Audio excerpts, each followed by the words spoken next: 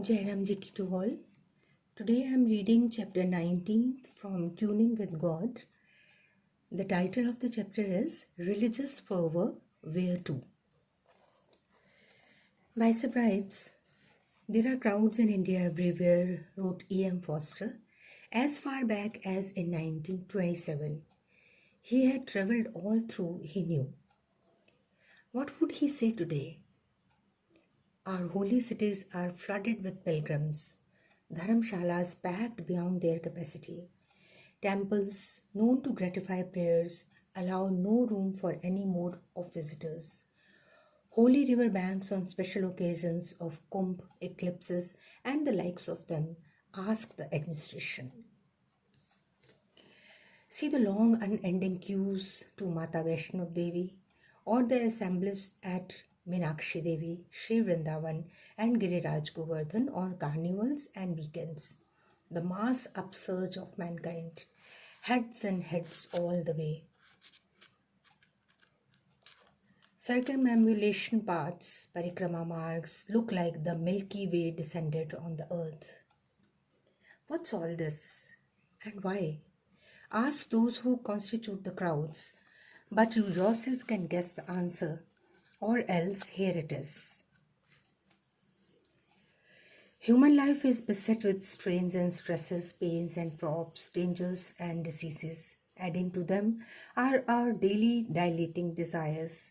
Many of them are our real need, many others mere greed, hunger for more and more, with a view to showing off or outshining others, or for greater indulgence in affluence and seething surplus.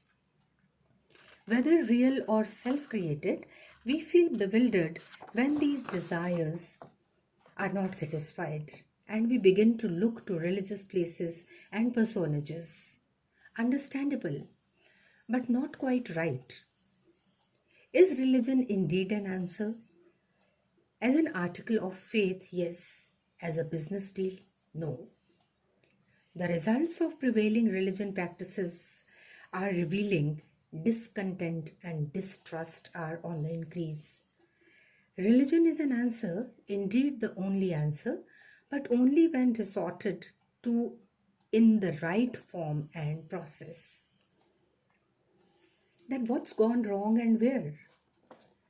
The prevailing spirit and process are none too a happy affair.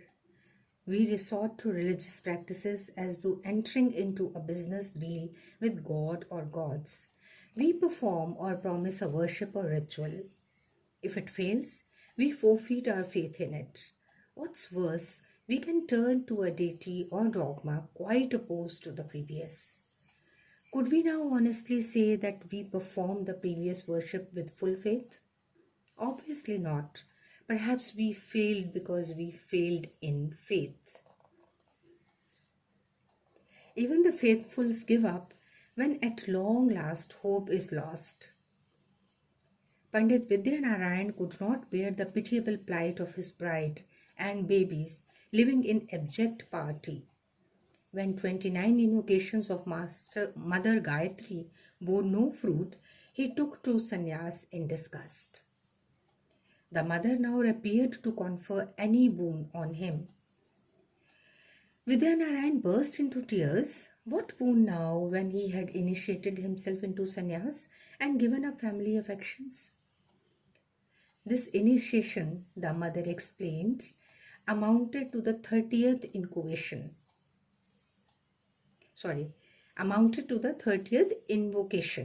the number required to undo the doings of the previous births, now entitling him to wealth and happiness. We take no ritualistic performances, not knowing the depth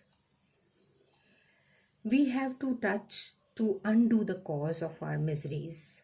So, a stage comes when patience fails us. Another difficulty is it is true that our scriptures provide for such motivated performances, but their spirit and purpose is lost owing to our ignorance of the correct process laid by them.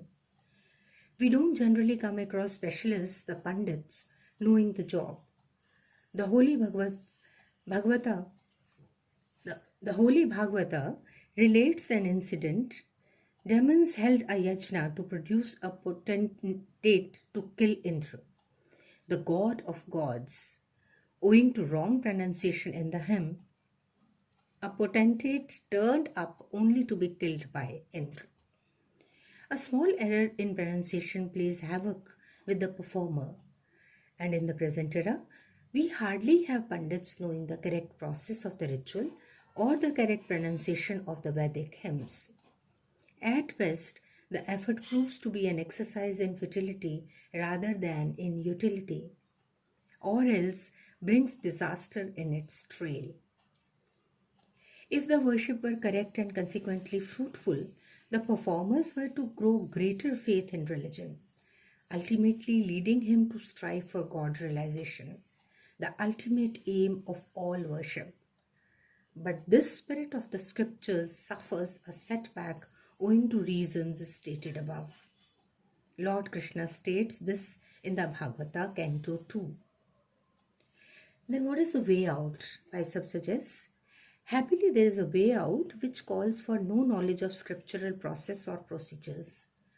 No out to door run to sanctimonious places or spiritual celebrities. No demands on budget or holy or body. And it comes from the loving lips of no other than the Lord Himself, who says in the Gita, chapter 4, that those who seek from Him the elimination of suffering, or the others who seek fulfillment of legitimate desires, both fall in the category of devotees. Just pray to Him. He will lead you in good stead, like a mother attending to the crying child. This is a very pragmatic way out suggested and quoted from Gita chapter 4. Thank you so much, Bhai Sir. Jai Ram Ji ki to all.